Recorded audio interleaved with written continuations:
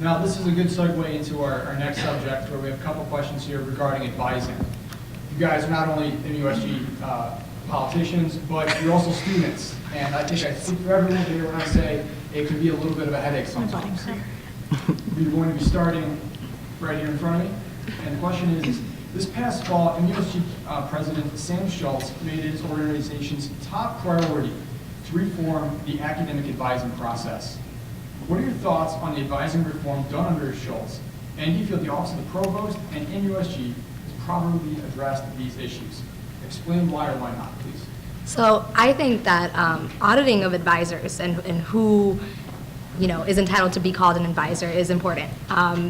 We need to make sure that the people that are kind of taking a control over the students' four-year curriculum are actually invested in the advising process. One thing that Tyler and I have talked about at length is implementing a universal advising checklist, which is something that, depending on your college and your process, I know the College of Business has it, and every time I go in to speak to my advisor, I need to bring it in, and we discuss and we have conversation about it. And so we'd like to see that be something across the board. And we've talked about this in multiple occasions, just it shouldn't be a college by college basis, but a university whole basis. So. And working with a topic as big as advising is going to take some time. I think MUSG has done a good job at reaching out to students and getting their voices brought to a table. But then there needs to be a larger effort taken from that level.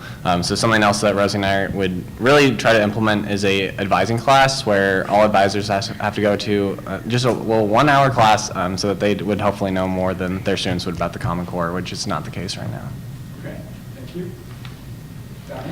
Yeah, I think last year when Sam and I were campaigning, the number one thing you would have heard come out of his mouth was advising reform. Sam was chair of the academics committee during his time in Senate, so he's really passionate about our academic issues, and I think through his work on the academics committee and then his advocacy role this past year, a lot of colleges are currently undergoing review of their advising programs, and I think it's a direct result of MUSG work, and I think we're really excited to see that they're reconsidering how they go about their advising.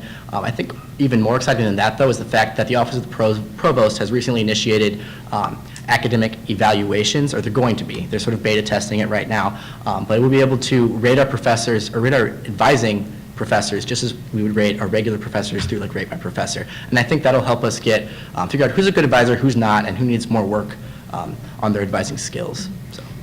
And then I'd have to agree with Tyler. A big part of my leadership time at Marquette has been through leadership development and especially mentoring younger members of the university. And so I think that advisors are more so mentors than anything else. I don't go to my assigned advisor because it doesn't work.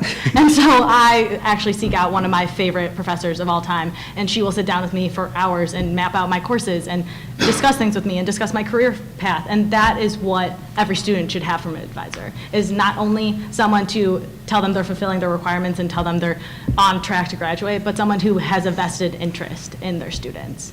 Okay, thank you. Donnie? Yeah, so one thing that Natalie and I would like to touch on in terms of advising, and first off, really, Sam has done an incredible job advocating on this. Also, I don't think I've heard anybody perk up faster when they hear the word academic advice than Sam in the office. It's almost like bat sonar. He'll just be right in the room.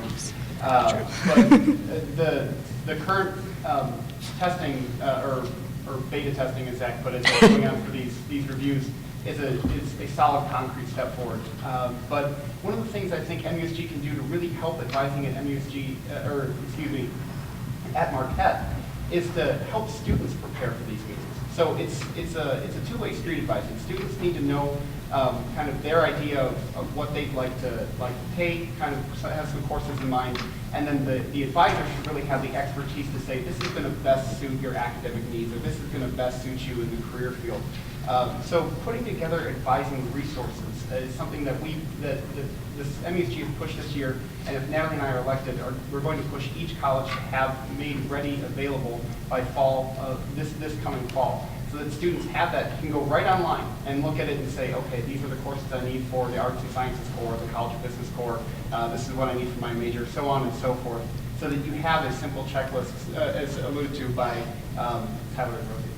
Yeah, definitely we want to make sure that faculty are also held accountable as well. and just having close conversations with administration so that students don't feel the frustration and feel lost when they're trying to pick their classes. So definitely we think the two-way street approach is the best way. Okay. Now, one last question regarding advising. You're going to start this time down here.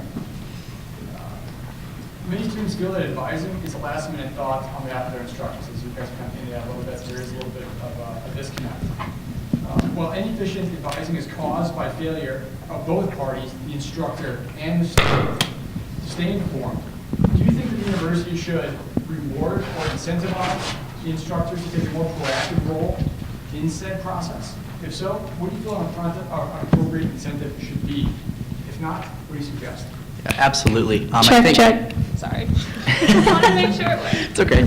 I think right now, not a lot of professors, some professors would say that for them, what's most important to them is their research, then maybe secondarily their teaching. Advising is definitely an afterthought.